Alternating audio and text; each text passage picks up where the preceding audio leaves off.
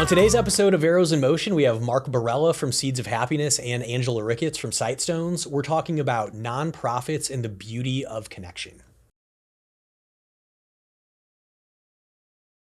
I've had people want to buy my pants. Like literally the shirt off your back? Literally, because there's paint, and all over it. So who do you do, who's the primary customer? Who's calling you to do talks most? Well, it would be companies, a lot of the locally BJC, Mercy, SSM, a lot of schools. And then companies. I've got 3 different talks I give. One is it's kind of how we touch each other's lives through time, and you don't even know it. It's about growing up the dumb kid, coming through, having a teacher that profoundly affected me, and then all of a sudden we're making these things that are literally saving people's lives, And then I've got one that I take a logo, create puzzle pieces out of clay, go into the meetings, give my talk, and then they try and put this puzzle together. It's impossible. And literally, it's an open end. There's no edges, and that is so that people in the talk afterwards, when they can't put it together, they have to come to me for help. All right. So one, it's a lesson. You can't do it all yourself. Then when I give them the help and they put it all together, I have somebody take a piece away, and I'm like, so what do we have now? Well, it's incomplete. Because every piece of the puzzle, from the janitor to the freaking CEO, is important to make an operation go. So then I explained to them that the reason there's no edges is so that it can continue to grow in any direction. And everybody gets it, and then they each have a little easel that they take a puzzle piece home with, So each of them gets a little piece of artwork to take home. Beautiful. The other ones are kind of similar, but it's a painting. So I'm a little bit familiar with the Seeds of Happiness brand. What did you do before that? I don't know anything about how you, before you built the first ball. Yeah. Well, I've made a living as an artist since I was in college. Interestingly enough, my wife and I have been together since we were kids. I taught her how to drive. No way. Yeah. And we're local here. It was in Kirkwood. And I met her in Florida, of all things, through a friend. They were on a trip. And we both picked a school to go to. And we're down at the school, and we started living together. My dad was like, well, you're cut off. You can live with a girl. You can make it on your own, So I started selling artwork then. And I started making a living as an artist and supporting us. And it never stopped, I wasn't born with any talent, right? I had to learn it. I actually grew up with a guy, William Lobdell. Check out his stuff. It's unbelievable. He's the most talented person I know. And he literally, he's the talent, and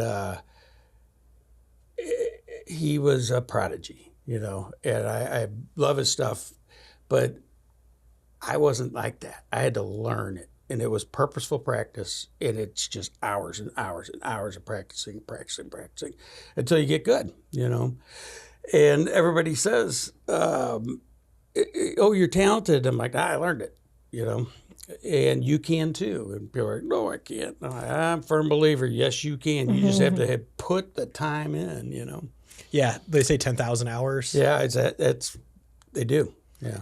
So that was what I made a living as an artist, whether it was photography, whether it was sculpting or painting, and that's what we do now. Seeds of Happiness hit it was 20 years ago. This is year 20. And as an artist, I've got a studio attached to my house. I have a studio in Kirkwood, and a friend of ours' son was diagnosed with neuroblastoma, and it wasn't good 20 years ago. He was going to die. So I was trying to make them a piece of artwork that represented him. And, I got pretty close to it. I've never been for a lack of words or or a lack of ideas, ever. And I had made a handful of smiles, and I put them in a bowl, collected dust for 2 years in my studio. And one night her dad called and said, this is the last. This is it. They want you to come say goodbye.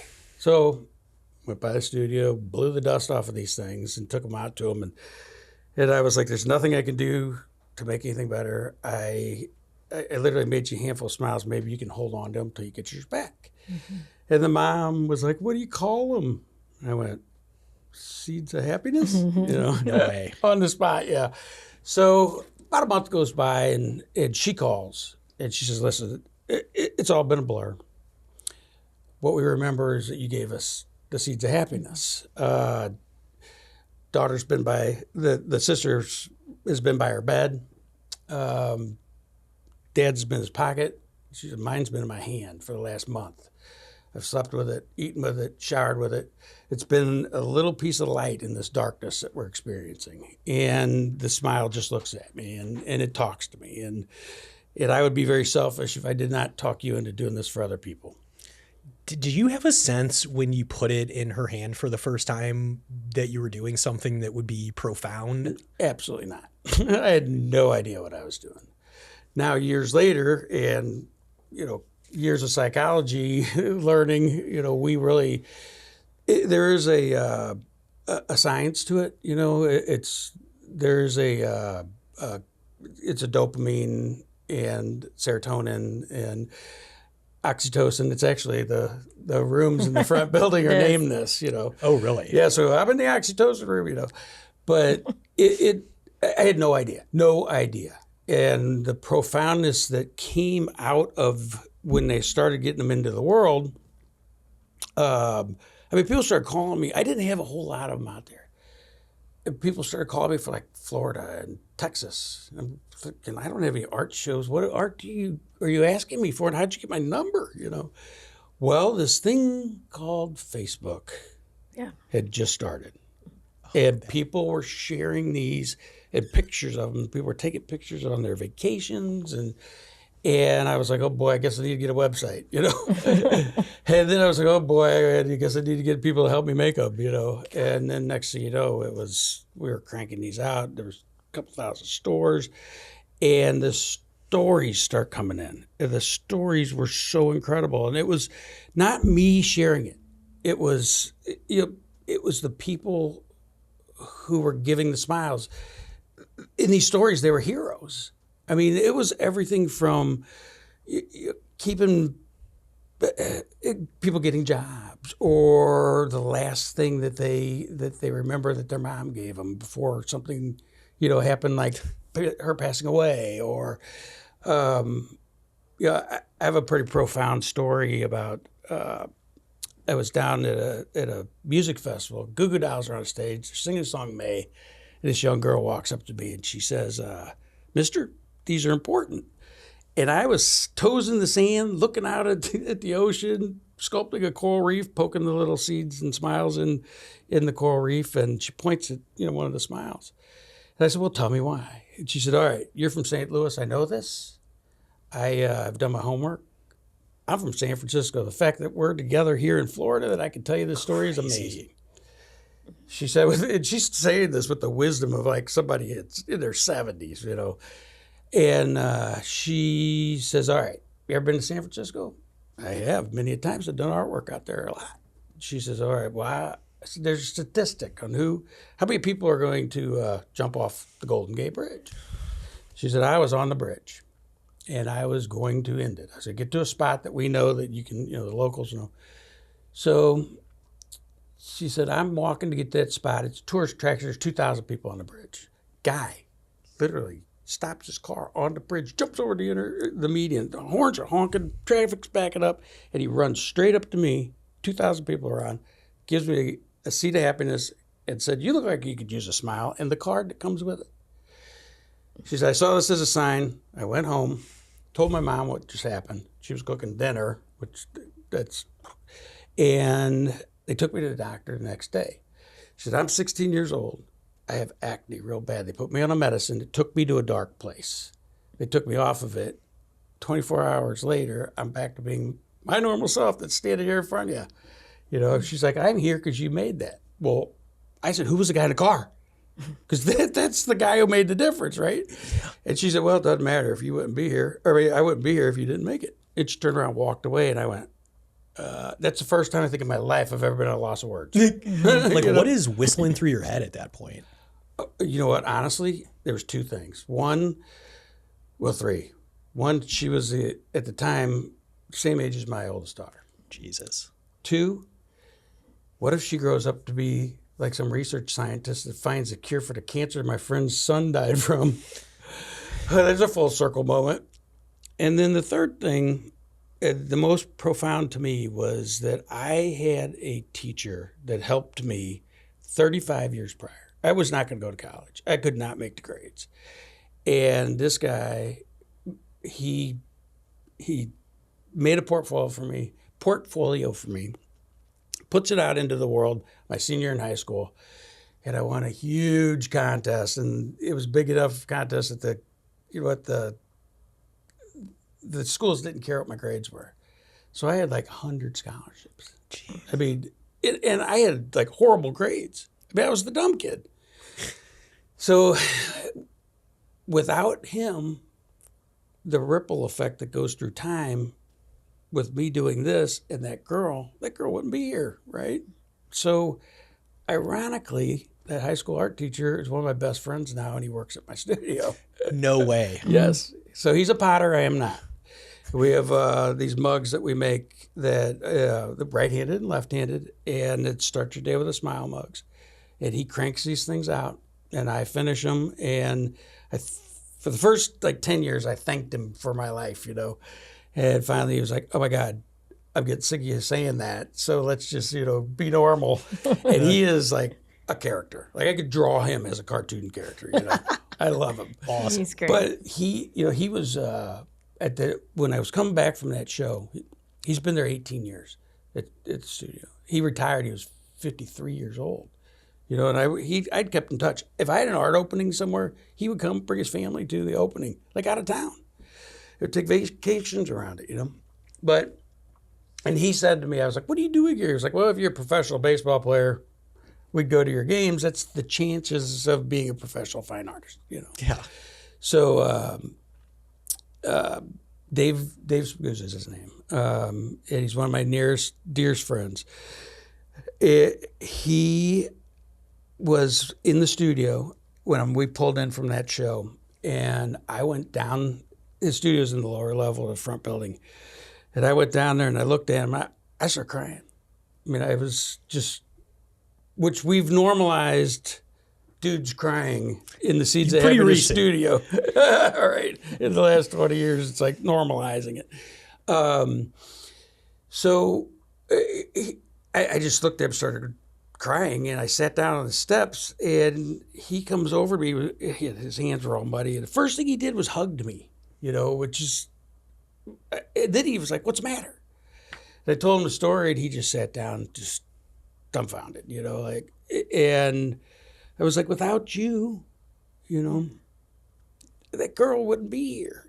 We touch each other's lives through times, and we have these choices that we can make. You chose a path of kindness to help me. You could have been an asshole, I mean, and there's your mic drop, but seriously. So, we're seeing this with the Seeds Adapters. We get stories. I mean, there's hundreds of thousands of stories. And, people will see me, and I've been in Ireland, and people are like, "Dude, I've got one of your smiles," Social media. Never in my lifetime would I imagined, So I always ask, though, where is their smile when they tell me they have one? Everybody knows. I ask them who gave it to them, and almost everybody knows, unless it was like a random drive-by smiling or, which we do call them, like drive-by smiling. Was it the that conversation with the young girl from the bridge? Was that the this is going to be my life moment, or was it? I don't think I had a choice. It was before that. Yeah. I mean, this thing took a full, it was a little snowball in my garage studio, at home. And it started rolling, and it was not going to stop. I didn't have a choice, And sometimes I questioned whether I was the guy, to do this, because people would tell me their stories. I start crying. My daughters know me as being that guy too. They used to sabotage me when they were kids. They'd watch this movie with us, and we'd be watching the movie, and then they'd start leaning forward on the couch, to see, because they knew I was going to start crying. Wait for it. Yeah. So, when I give my talks, and a lot of times I'd try and make a connection with somebody in the audience, do that little shining thing, it does work. Yeah. And if I pick the wrong person, it's like, boom. Oh, I'm bawling, and I'm like, I'm sorry, I have to stop. I'm not the guy for this, I don't think. And, everybody's like, oh, I think you are. Yeah. I mean, you are at an agency office. This is a crying, comfortable environment. Yeah. When did the ripple or snowball run into you in this whole thing? Oh, wow. So that would be 12 years ago, actually on July 25th this month. Coming up to the anniversary. And then we have that because so rewind time. So I have 3 kids. And so that's why this is all like mathematic. My youngest is getting ready to turn 12, August 6th. And I was very pregnant with her out in the country at an A-frame community about an hour and a half in Marthasville, Missouri, where it's a cabin community. And I was with my father. He is an artist, and we're driving along, and he sees Mark painting on the side of this gravel road. And so Mark actually has the painting, but he was able to find a couple months ago a picture of the painting, and that day was stamped as July 25th. So, yeah. No way. Yeah. Yes way. Yeah.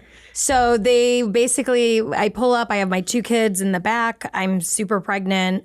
I roll down my dad's window, and they exchange, the familiarity of what it is to meet another artist. What are you doing? Where have you been? They share stories. And Mark was like, have you ever heard of Seeds of Happiness? And he gives us these Seeds of Happiness through the car window to my kids, my dad, and myself. And that's like, then the story just kind of unfolds from there. Yeah. So I imagine you take these and are holding them in your hand, kind of like everyone, and giving it a soft ponder. Like, what is the next, like, you at some point chose to connect with Mark after that? Yeah. So, I think when Mark's sharing, it is the person that's giving the seed, to capture the seed and to hold the seed and to hear the story, particularly from the artist, of how these came about. And also, I'm getting ready to have my 3rd child, and the thought of how they, were created and born, the thought of even losing a child like that, that story hits really strong, to anyone, but also as a parent, with children. So, we held those on, and I actually, as a business entrepreneur, I did go home and I looked him up, and I realized like, whoa, this is like, he's got a full operation. And so 2 years later, this is like where we finally, so my middle, he's 15. So 10 years ago, so 2 years later, he's 5 years old. He gets this diagnosis that he has this retinal progressive eye disease. And, we know that it's rare, funding is needed. And as an entrepreneur, your wheels are spinning like, all right, I've done businesses before. I know how to kind of put things together to sell, to make money. What can I do in this arena to make something like this happen? So growing up as a child, my dad, we went to art shows. My dad was a registered nurse at night, but he made pottery, and that's how my mom was able to stay at home. And we would travel to all these art shows. So that was my business 101 as a small child. And as a little girl, I made worry stones. And so 5 years old, I'm selling worry stones for $0.25. So if you can imagine, 10 years ago, when my son gets this diagnosis, I'm like, Dad, we could sell worry stones to create awareness and give the money away. I was like, remember that guy that did Seeds of Happiness, that guy Mark. Yeah. I had no idea either. So where the side stones come from, they have a hole in the center. So as I was trying to explain this to, because we had people, we jumped right in, Matt, my husband Matt and I, into the fundraising. And you'd be talking to parents on the playground, and they're like, well, what's happening? Like, is he like blind? And I'm like, no, like it's a slow progressive eye disease. So I kept explaining like, you're slowly losing your peripheral loss till you're looking through a straw-like hole, and then it eventually goes out. So my grandfather went blind from this eye disease. So it was something that my family knew about. We didn't know necessarily how it was passed, and nobody else had seen it. And that's how our lives got intertwined.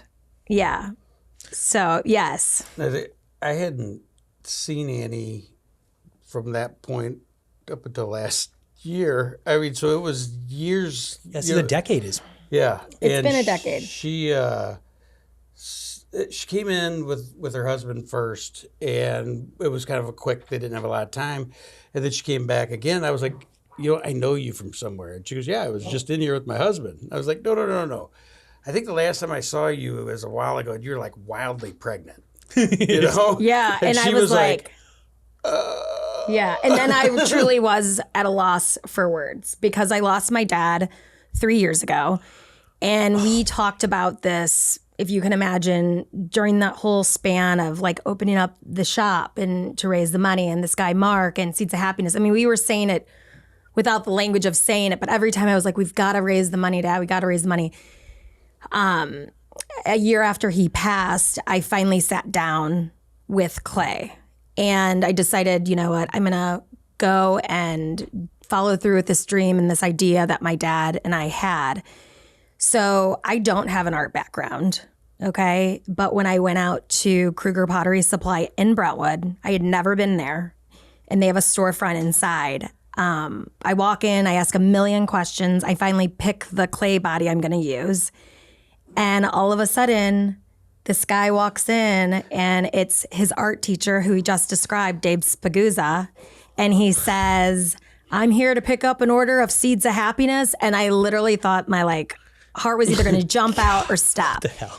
And so she's like, here's your block of clay. And I'm leaving, and I know exactly where I was driving home, because I was like, oh my gosh, I hadn't heard that name for so long. And so that's when I made that commitment, like on Laclede Station Road. I was like driving home, like, all right, I have no idea what I'm getting ready to do, but I'm going to follow through with this mission of making these. And so I did. For a year, I would fire out at Kruger. I would make them in my garage. And I mean, there was a couple points I'm like, either I'm going like mildly, this thing has really just caught me at a complete loss. I'm like losing it, right? Because I'm rolling these balls of clay. Some people are getting it in my family, some others aren't, but they're like, yeah, this is great. But then that's when the message of the sight stone resonated. So the message is, carry the stone as a reminder of how important your vision is in this world, even in times when we struggle to see. That every day we have the choice to choose what to focus on.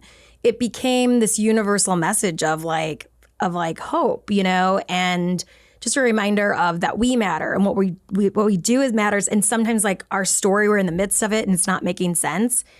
So I went last summer in June. I was at this eye conference that is specific for my son.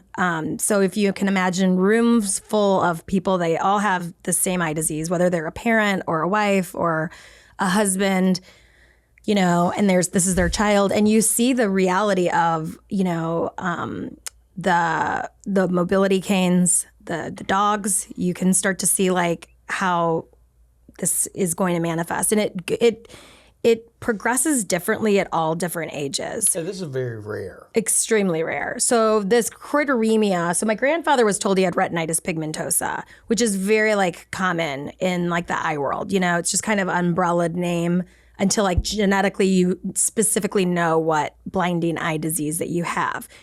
But it's extremely rare. It affects 1 in 50,000 boys and men, and it rides on the X chromosome. So if you can imagine, you're within like a male, it rides on your X. Without the other X, it like fully manifests. So this will also be transferred. It's passed through the women, right? Mm-hmm. So I have 2 girls. And so that's, yet to kind of be determined, if they're carriers, but that's kind of how it continues to get spread. So the likelihood of having to experience this again as a parent, as a grandparent, there's a high probability of it. So. I mean, it is so rare that if like people have come to the studio and they know what it is, and all of a sudden, like 3 generations deep, they're related. Yeah. I mean, that's how rare this is. Wow. I gathered it was rare if there's a convention specifically for people to kind of cope and learn together. Yeah. Yeah. And so that's where, it is so rare. And I think sometimes, especially with progressive retinal eye diseases, I'll share something with you. This weekend, I was with my son and my husband, and we were at dinner. And there was a man that we met several years ago who had lost his vision. And when it happened to him, the one that he has specifically, it went quick, like within a couple months. And my son Kai said, I would rather this just be like one and done. Like, I would rather that happen now. He goes, because what I'm experiencing, it's like this slow, suffocating, that was his words, it's a suffocating death. And it because it's a slow creeper. So like if you saw him today during the day, he seems totally fine. And he's an awesome kid. Yeah. He's working at the studio. Yeah, he's great. And he adores Mark. I mean, and so you're watching this, adolescence is tricky. And we don't know if he's going to be able to drive next, year at 16, which he already told my husband. He's like, I don't think I can drive, Dad. But we're going to a doctor's appointment at the end of this month. So, pardon me. yeah, go. You got to take him to the salt flats. The what? And just let him drive. Oh, and yeah. Just fast, You know what? Let's do that. We're going to videotape all this. Yeah. Yes. Yeah. So, that's what, think about it. We're all like getting ready to turn 16, There's just so much you take for granted. Yes. Yeah. So he's been able to, lean into this. He's always known he's had something. With a lot of families, everyone navigates this thing differently because not all kids at the age of 15 are as impacted as like he is, right? And so that is, what we've had to navigate early on, going to multiple doctor's visits. A lot of students sometimes find out at the university level because they're getting hit repeatedly in the head with a volleyball and they're going to be losing their scholarship, that they're like, wait, what? And the parents are like, you actually had this disease your whole life. We didn't share it. Oh, God. So, and I've learned to come to respect all the different ways. But then all of a sudden it makes you as a parent start to question like, oh my gosh, maybe I should have navigated it like that, But the fact is my son, he is very proficient with his orientation mobility skills with the white cane. He doesn't use it as much as he needs to or could. Because once you kind of get used to navigating the same spaces, it's like, Here's kind of a nuts and bolts. No, go. I'm sorry. I like, I'd never heard of this. And when Annie started coming to the studio and she's explaining it to me, there was a very eye-opening, like, smack in my face. Yeah. And the studio's chaotic, I mean, it's exactly what you think we would make smiles and stones, but... there's stuff all over the place. Yeah. Well, I had moved a box. I put it down. I'm carrying a tray of smiles literally out in front of me, and I forgot to move that box. So my peripheral did not see that box. I fell on my face because I had moved that box, and I forgot it was there. And I went, wow, this is how Kai sees. Yeah. Because the peripheral's not there. Yeah. So think about just moving stuff around in a house or setting down, your backpack. I mean, it's a trip hazard. Yeah. So when you think about like mobility for like older individuals, right? So this with choroideremia, it affects the nighttime at first, right? So as they begin to lose, their nighttime ability, that also begins to creep into the day. So yeah, like Mark's saying, like a backpack or people popping out from the sides, So as think about how many times you just set something down. Or if someone's like swinging something in your peripheral, you're not going to necessarily see it. I'm running countless everyday scenarios. Yes. It's like real scenarios. I mean, it's, not just, I looked through a straw. I mean, right. It's like, whoa. When I fell, I mean, I'm almost 60, and I was like, oh boy. Yeah, you're past the point where it's funny. Yeah, and I didn't even think anything about getting hurt. That was all I could think of was, oh my God, this is, Yeah. So the mobility real. gets more, it gets more challenging, and then it eventually, affects just all different aspects, So it's just been something that we've continued to learn about just to help him navigate it through as well. So obviously, I think being in a situation like this, his maturity level is probably outsized his age because he's living through this challenge, and this as a mother is obviously difficult to watch. So that is influencing your progression through the Sidestones process. How do you feel, like, at what point did you know that you had to do this? You were making them at night thinking, am I coping and losing it, or am I going towards a bigger destination here? Yeah. Was it the conference that was the aha? No, I think it was, I think the last couple of years I have, I've been to, I've experienced a lot of different losses, going and, and you realize everybody's being challenged with something, right? And, whether that's you're going to a funeral or the birth of a baby or anywhere in between, you're experiencing these life-changing moments, and you're seeing like nothing is like completely like linear, like, right? There's like, it's like a, right? But I think that feeling, that not like a, I don't even want to say calling, but that initial itch to do it. Like my dad and I would talk about this all the time, a couple times, probably a year.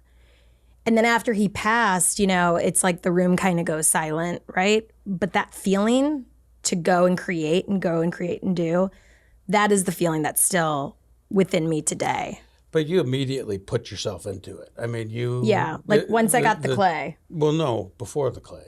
I mean, you got involved with fundraising. Oh, yeah. I mean, from the beginning, you knew you had a mission. Yes. And I appreciate you. Yeah, for sure. So the minute, when we found out, when Matt and I did get this diagnosis of what Kai had, I reached out to Foundation Fighting Blindness. That was our first thing. They have a chapter here in St. Louis. And immediately, like, that was the conversation, was families deal with this all different ways. Some of them, it's just, this is what we have. We're just going to process it quietly. Or other ones can jump out and raise money, get involved. And that's what initially, like, that's just who Matt and I were, within our business, everything. Like, let's just figure out this, how, why, and make the money to make it the impact. So we did that. And then about a year later, we found out it was specific to choroideremia. Then they have a whole choroideremia research foundation. So we got involved very heavily into that organization, doing fundraisers. So initially, Which took you to New York. Yeah. And the kind of snowball of you handing them out. Mm-hmm. So who got your first Sightstone? Wow, that's a good question. Well, I would feel like my family, I mean, who got one outside of that? It would be my therapist, Joe. Yeah, and I actually share it in my book, true. And because I was like, so I'm making this thing, because I had never talked about it, right? With him, like, so my dad and I had this dream of doing this thing together. But once I did my first fire run, I was like, you know what, I probably should share this, because it was something that, definitely played a really big healing component after losing my dad. And I share that a little bit in the book, because it is about the loss of my dad. It's also loss of my grandmother. She was the one that navigated this eye disease firsthand with my grandfather. So losing them within 16 months apart, it was very challenging, because I was like, whoa, because I feel like when I got my son's diagnosis, I did not have a word for it at that time. But once I lost my grandmother and my dad, the word was grief. So to get a diagnosis like that, where as a parent, you can't take it away, you can't change it, you're not even sure if you can slow it down, but you're watching this beautiful little guy that's these great big brown eyes, and all you can think of is how fast is this going to happen, right? Mm-hmm. How much time do we have? And the truth is, sitting here today, I don't know, but what I do know is the science behind it and what's happening in these clinical trials. It's happening, and we just have to raise the money, raise the awareness to push it over the line so that not only my son, but all of these families get treated. And once they do it for one, they're going to be able to do it for other retinal blinding eye diseases. And that is the most sure thing that I feel. And I think I have felt that from the very beginning, but sitting in my garage making these sight stones, I realized that something was going to transpire. I just had to keep at it. And that is why a year after making them, when I shared this in the parent support group meeting, because they were saying every dollar raised is needed, do bake sales, garage sales. And so I had packed a bag of these. And this is before Sightstones was branded, before I even had them as a name, Sightstone. But I had my little message of the Never Lose Sight that I started with. So I met this guy 12 years ago, Mark Borrela, Seeds of Happiness. And I went through my father being the artist, and I went through the entire story. And when I left the support group meeting that day, here was a dad that worked in branding. Here was a mom that worked in retail. Their kids both have the same eye disease. They were like, we love this idea. And I came home and I'm like, the person that inspired this whole entire dream, this nonprofit that I want to start, doesn't even know I'm making them. And that's when I realized, I'm like, I have to just go tell him thank you, because I felt so close to my dad. And I felt very driven to like push this thing over the edge. And then I was like, well, now I'm going to brand this thing. I got to go tell this guy like, thank you. And that is what I did when I went out. So the first time I went out, it was just Matt and I, but we didn't have a lot of time. So when I went out the second time, which was a couple weeks later, it was my birthday. And it was July 28th. So it'll be 1 year that I went out to his studio this month. No way. Yeah. And so I was with my mom, and I'm like, here's the thing, Mom. This guy likes to talk. I like to talk. Warning. I was like, I like to talk 20 minutes. She knows I'm a talker. 20 minutes in and out. We left 3 hours later. 3 hours later, mind you, where he was like, he offered for me to come to the studio and for him to teach me what he's been doing the last 20 years with the Seeds of Happiness. So it was like, I could show you what not to do. Yeah, I can save you a lot of Everything time. that I screwed up in the last 20 years, well, we won't let you do that. You know? And he showed me, when I explained the painting, he was like, I have that painting, and it sits above where he ships out in his shipping room, the painting that he was painting that day when I met my dad. And so it's full circle. It's like really beautiful. Like literally, this is just, not to get too woo-woo, this is just such a testament to like the interconnected nature of life. There's just like the generational connection. There's that serendipity. You wouldn't believe the stories. I mean, it is like bizarre. What were you like when you walked out of that 3 hour second meeting? What was going on in your brain? Well, it's kind of, I hear this kind of a lot, So it was, one of the things I try and spend a lot of time with the customers. We kind of joke around that I don't start my day work-wise until about 4 in the afternoon, because from 10 o'clock till 4, people come in the studio and tell me their stories. It's very true. They talk. And, through these years, I've learned a lot. I've learned a lot about people losing people or whatever. And one of the things I always want to share is, silence is horrible, right? But everybody's afraid. If somebody's lost somebody, people are afraid that they're going to say something that's bad or wrong or hurtful. Ultimately, unless you're going to be like an ass, you can't say anything wrong. If the people don't want to talk about it or share something, they won't. But it's when the silence comes that it doesn't feel like anybody's there for them. Mm-hmm. That's where the pain comes from, as far as like what you can do for somebody. It's just a reach out saying, hey, how are you? Not necessarily how are you, but, I think things it's okay. I think a thing everyone that I'm sitting here thinking, I had a close friend lose his father like 4 or 5 days ago. And everyone's been in this situation where you have your phone in your hand and you're just trying to write the right text message or think of the right thing to say. And like these things help facilitate that thing. Yeah. Because it does a lot of the heavy lifting for you. So this is one of the most difficult things about just just selling something like this. It's not a cute smile, or it's not just a worry stone that has a hole in it. What you're selling is a little bit of humanity, a little bit of it's really the story behind them. The smile and the stone comes with it, So it's a connection, and it's connecting people with kindness, And if you do it enough, it will change the world, How do you feel like you've handed the sight stones to people that are unfamiliar with the eye disease and the science behind it. What do you think they are thinking when they're looking at it and thinking about it? So actually a month after I met Mark, we went to a Green Tree Festival, which that's a whole nother story, which is in my book because my dad used to do that art show, and I brought them, and that was the first time outside of I'm sorry. No, go ahead. You can't. All right. So Okay. we're like an anchor up there. Okay. We have the largest booth up there, and it's our hometown. They give back.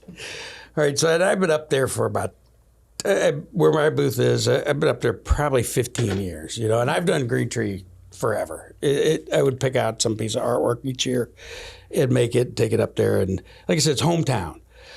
So here we are, and it's literally a landmark. So people are like, okay, I'll meet you at Seeds of Happiness. Or you go to Seeds of Happiness and keep going straight, Well, I talked to Andy into doing this. She was like, oh, I don't think I'm ready. I'm like, yeah, you are. Even if she wasn't. Nobody she is. was. Right. So I put her right out in front. I mean, dead. It is the most visible place in this whole, entity of an art show or craft show, and she's standing here and she's like, "God, this is familiar," And there's a tree that they planted the first year we were up there, and this tree is like huge. I may have to trim the tree now. And she's like, God, this just seems familiar. She said, I think my dad's booth was here, and I was like, there's no way. Well, it was exactly where she was standing. Yeah. So months later, these little things that happen, right? Months later, I found a map in the bottom of a file cabinet. This was this past Christmas, and I'm going through, and it says the art show. It's the last year that we did that show, and I was a senior in high school. And then it was shaded in the booth number, and I literally look at the map and I show it to Matt, and he was like, I mean, it was where her feet were. Literally, and I brought it back to the studios, and I was like, so I found this map, and he's like, literally, like you said it was, but oh my gosh, that's it was right there. as hell. And they've shifted and moved where the rows are. It was exactly. That's like if I was writing a Hallmark movie and they pitched that piece of the script to me, I'd be like, that's a little bit of a stretch. That's too much. Yeah. That's unbelievable. Yeah, but it was at that weekend that I really thought, okay, this will be really interesting how people connect with them and actually people what they were. And, for us too, it's not just, it's also never lose sight of, what we're doing, right? So these are perfect gifts for nurses, police, firemen, never lose sight of how important you are to the community, right? It's another channel to say thank you, I'm thinking of you. Everybody got it. Yes. And the people there began to share their stories of loss, grief, sickness, illness, recovery, you name it, I heard it. And exhausting. It was beautiful. Yes, it was invigorating, exhausting because it is this, oh my gosh. But then they said, because that was the weekend, the night before the show, I said to my son, Kai, I'm getting ready to brand this, on a larger scale. I can brand this as a retinal eye disease, but I'm going to this festival this weekend, very close to home, right? And I was like, how do you want me to share this? And he was like, Mom, it's my story, share it. So I did. And that's when people that were sharing their stories back said to me, when you go home, tell your son thank you for sharing his story because it allowed me to share mine. And I think that's the beauty. And I hear this too, at being at Mark's studio, it is those stories, the people, where they travel in from. I mean, it's literally all day. But I think that's the beautiful thing about the Seeds of Happiness and the Sight Stones is that they become these, small pieces, right, of ourselves that we're actually able to share. Something tangible. Yeah, something so tangible that, and I think when we share these things, whether it's a celebration or a worry or a fear, we realize, whoa, you had the same fear or you had the same worry. We're not alone in that. And I think that's where, that connection of. Yeah, one of the things that's kind of unique, just pertaining to the art. I mean, when I go and speak to like art students, I tell them that the three most important things I learned in college was how to be social, my basics, and that I suck. Yeah. Because it is subjective, right? And objective and whatever objective you want to say. But I've always said whenever you put your art out there, it's like running down through traffic on a busy street naked. Now I've been running naked for 45 years, and Eddie just kind of like feeling naked a lot. Yeah. And trying to kind of like find your way through this intangible thing. That's what I was kind of talking about before. It's so difficult to explain what they really are, because it's not just a stone that you rub, or it's not just a smile. It's the whole humanity thing that comes with it. It's the gratitude of, it's hope, it's love, it's compassion, Well, I think it means it means slightly different things. Like, I'm sitting here, obviously you saw my wife's like insanely pregnant, and I'm going through all these emotions of like, I'm about to be a father and all these things that could or couldn't happen, and the weight that other people are carrying. Everybody wants a connection, and some people are gifted and are able to do that without thinking by themselves, but these are just, they make it easy to connect, and they open it up and you hold them and touch them, and it allows you to kind of step outside of yourself. I think it is a beautiful thing that like simplifies and facilitates the connection that everyone's craving. And it doesn't have to mean the same thing. Like the stories you're hearing I'm sure have little to do with eyesight. Nothing to do with eyesight. A lot of times it has nothing to do with eyesight. Yeah, I'm sitting here like thinking outside of myself, and we're like, all right, let's focus up here on what's at hand. Yeah, people come into the studio they're sharing their story. It's almost like coming in for counseling. Yeah. A lot of times. Is. Yeah. Why do you think having this small object that in itself means nothing makes it so easy for people to open up? Like, because you see it and feel it when they're across the table from you, the stranger. It's a compassion. I mean, it's literally an easy way. It's also, it opens a door. I mean, that's a big thing. Communication is very, very, it's an art that we're lacking today. Everybody's texting. What you were saying about texting and writing the right thing, every time that somebody's lost somebody and I send them a text, I almost feel bad. It's like God, it's taking such a cop out. Oh yeah, I should be talking to them, and I do that, but on the other hand, you got to play that field, because sometimes it's easier for the person who's lost, to read a text versus, hear your voice and emotionally. But I just had a 60-year-old moment because I just forgot where I was going. No, but I think too, whether you give something that is tangible, or sometimes, I think in grief, when we don't know what to say or how to fix it, I think the isolation, not saying anything at all, really does leave someone else feeling like, so even if it's not perfect, the intention behind a text or anything will mean more than all the people that don't send it, because it is hard to try to get it right. Silence is the worst. Yeah. You just address, I think it's like the vulnerable, it's hard to be the first one to be vulnerable.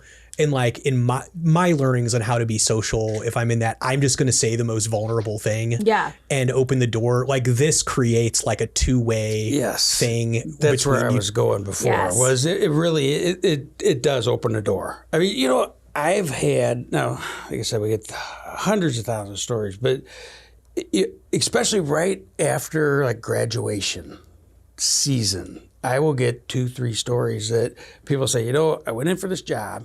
I was in New York, and there was 1,000 people that applied. They interviewed 100 people, and I got the job. And when I went in there and said, why did I get the job? They said, because you left a smile. You left a seed of happiness and you stood out. That door was open. You know, it said something about you. You know, I mean, that's not. How many do you think of? How many seeds are out there in the world right now? Do you think? We have a guess. About 6 million. Wow. Yeah. That's such an unbelievable impact to make in the world, is to like have something that will outlast all of us. Yeah, it will. I mean, unless you put it out, and Mother Earth will take it back, but you know. If there will be archaeologists sometime 2,000 years in the future going, what is this? It's a smile. That's so true. Remember when people used to smile? Yeah, it was when people used to talk. Humans and their feelings. They used to communicate with each other. Up at other people's faces. It is weird to be in like a tactile, non-technology business that's so powerful. It can be problematic. You know, I mean, we're busy, you know, and I have Allie is like my personal assistant. She's in Chicago. When she left, when her and her husband moved to Chicago and they had a kid, I wouldn't let her quit. I mean, I was like, I don't care, you're not. She's like the perfect person. And when she left, it was devastating to me, you know. But she keeps me in line, and gosh, where were we going? You were effusively praising Allie. Yeah, it was, oh God, I don't know. It's okay. Yeah, I'm sorry. Allie's awesome. I went down a tangent because, you know, being an artist, I've got like flashbulbs going all through my head, you know. There's like 20,000 awesome things that I could say right now about what these guys are doing, but there's a core ingredient. It's a secret ingredient. You know, I tell everybody these things are made with clay. They're made with glaze. They're made with water. They're made with heat, you know, from the kilns. They're made with pigments. Each step of the way, there's a little bit of love, hope, you know, a little bit of compassion, a little bit of passion for the arts.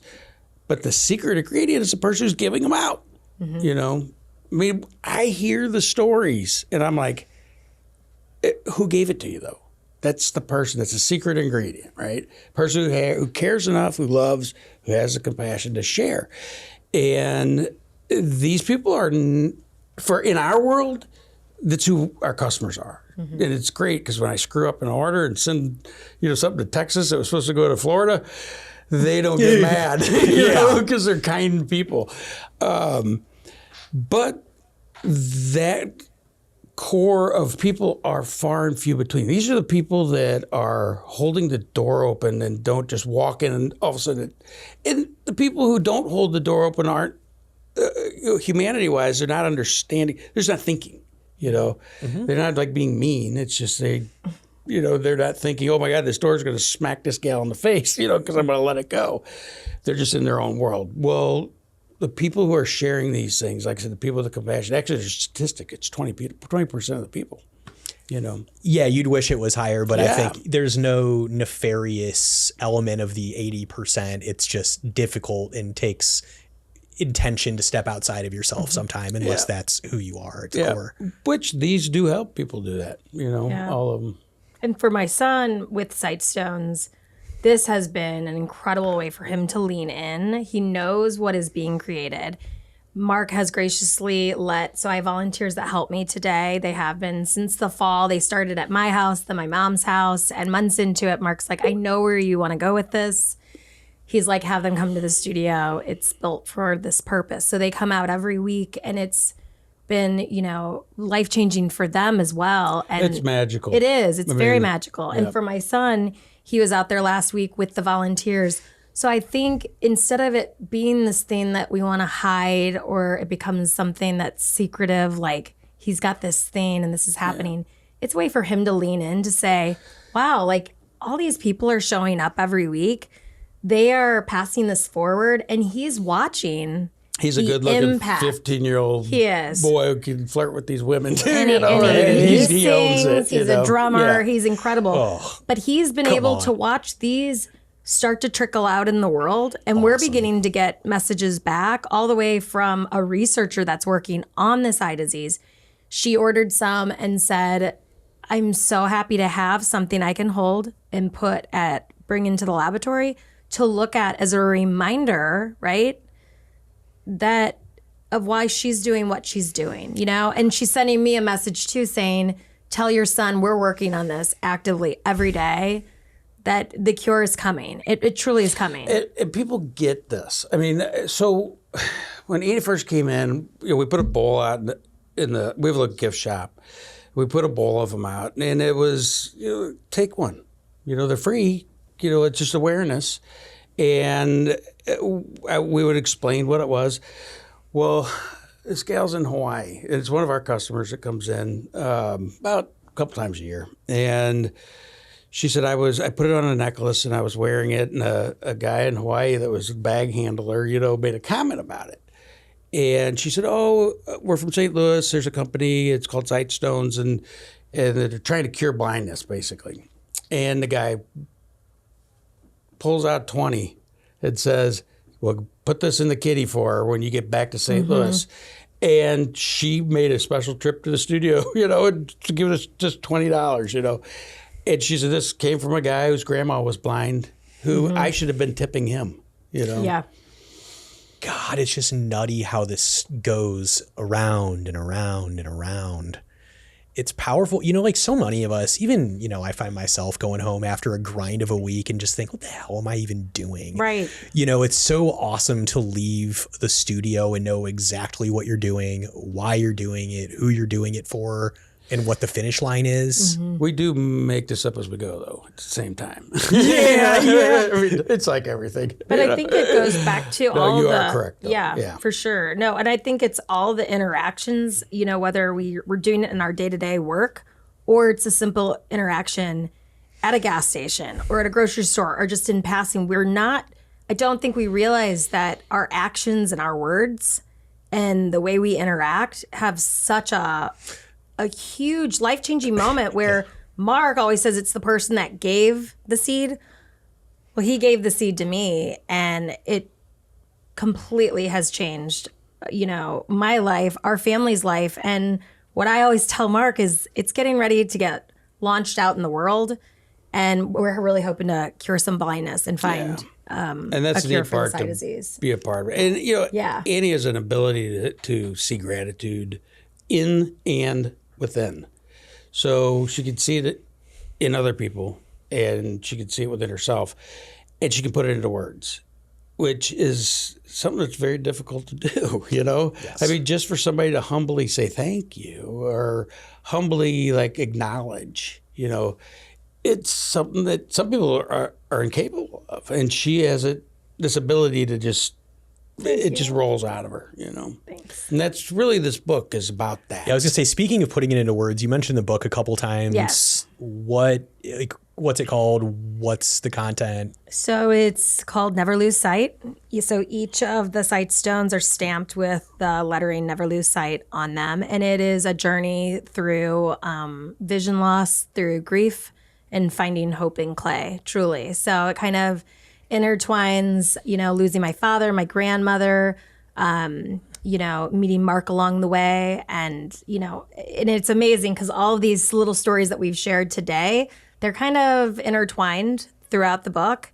And then it really picks up towards the end when we're starting to make these and get them out in the world. And so it's just a story of, how we choose to see, right? So when you think about a sight stone and you're thinking about sometimes what we're looking through or we're so stuck on that one thing, we might not be able to change it, but we also can pivot and look through that same hole in a whole different way, take a whole different perspective of your why and maybe why this is happening. And not that we can change it or make it better, but how can we be part of it and, I don't know, do something different and go change the world, go change, when you're talking about going home at night, I work, my kids are grown up.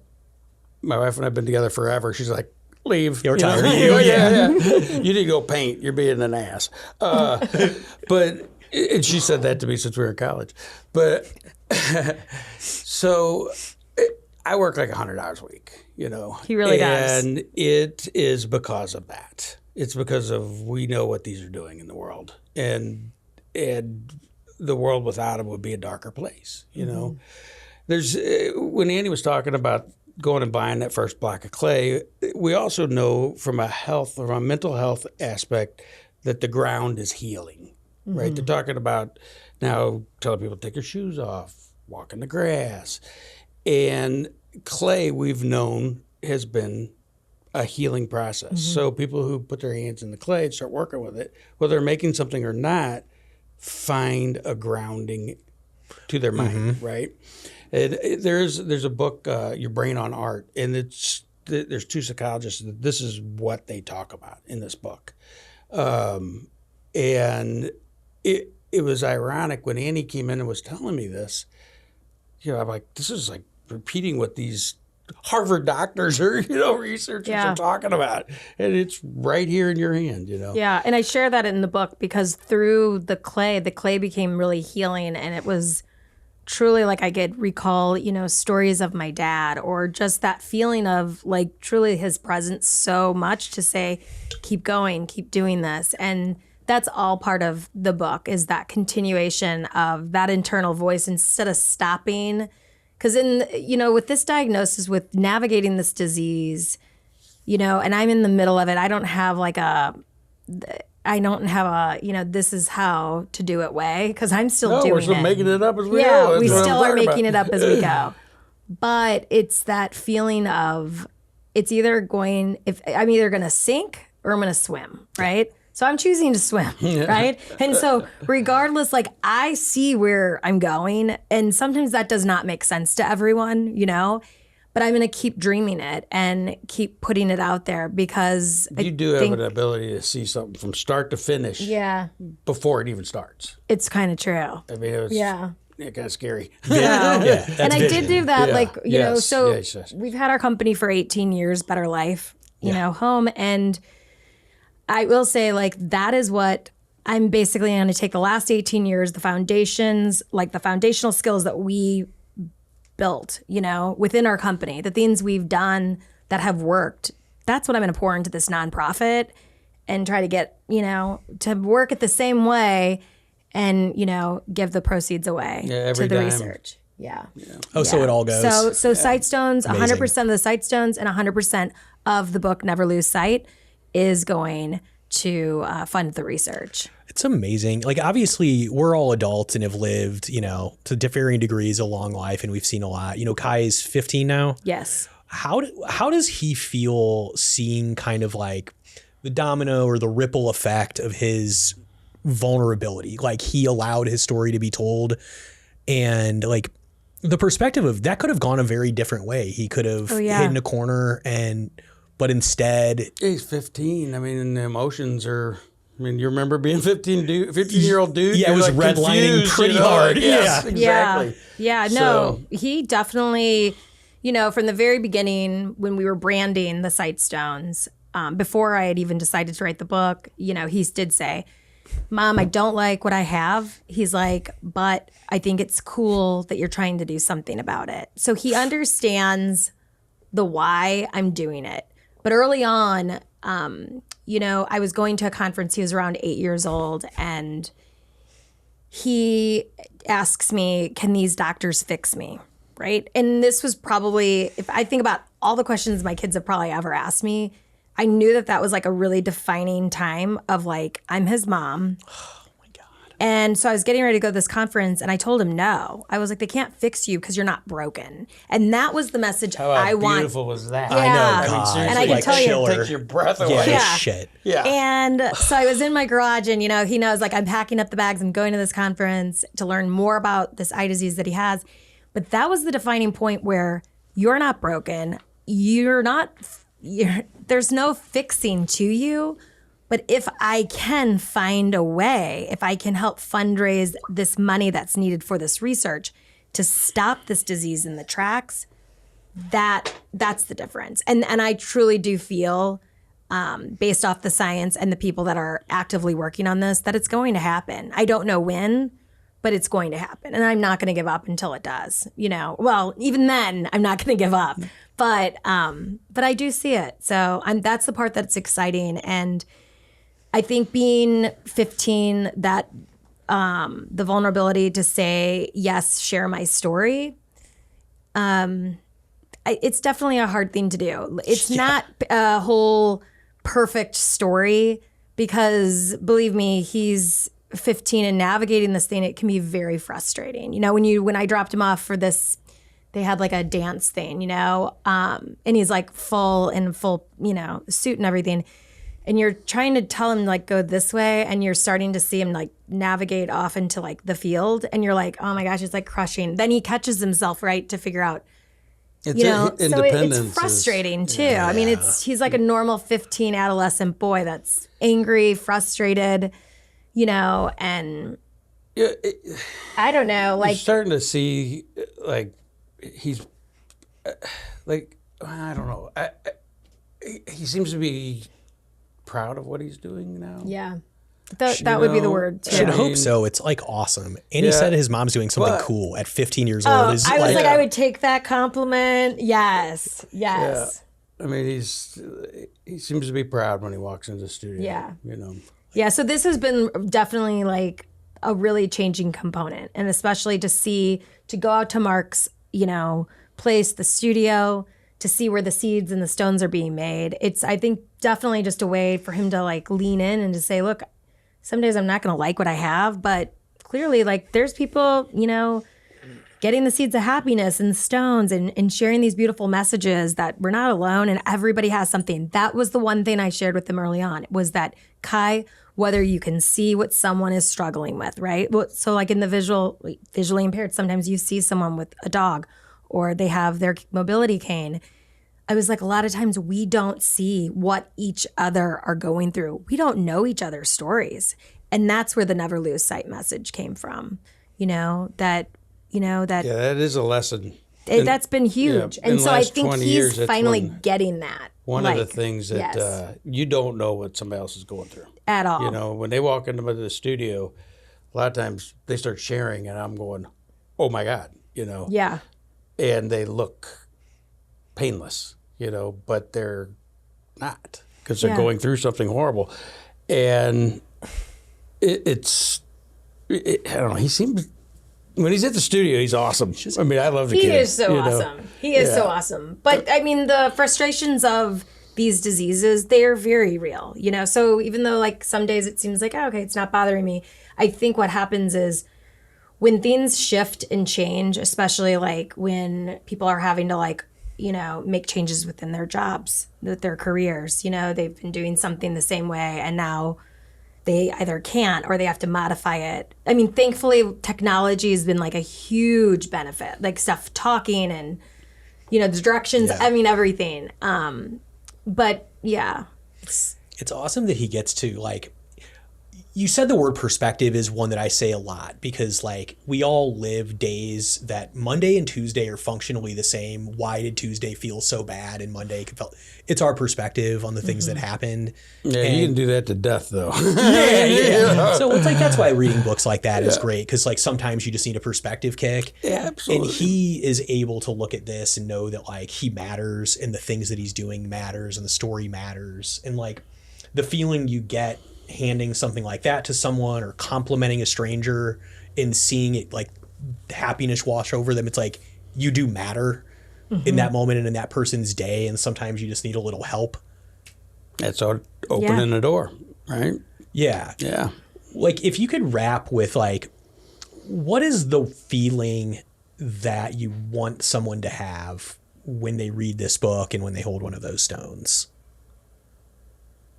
I think the feeling would be that they matter, their story matters, and all the moments leading up to whatever moment they are experiencing, whether they are in the beginning, the middle, the end, and whether any of it makes sense, is that all those moments have purpose, truly have a lot of purpose, and we still have the ability to show up.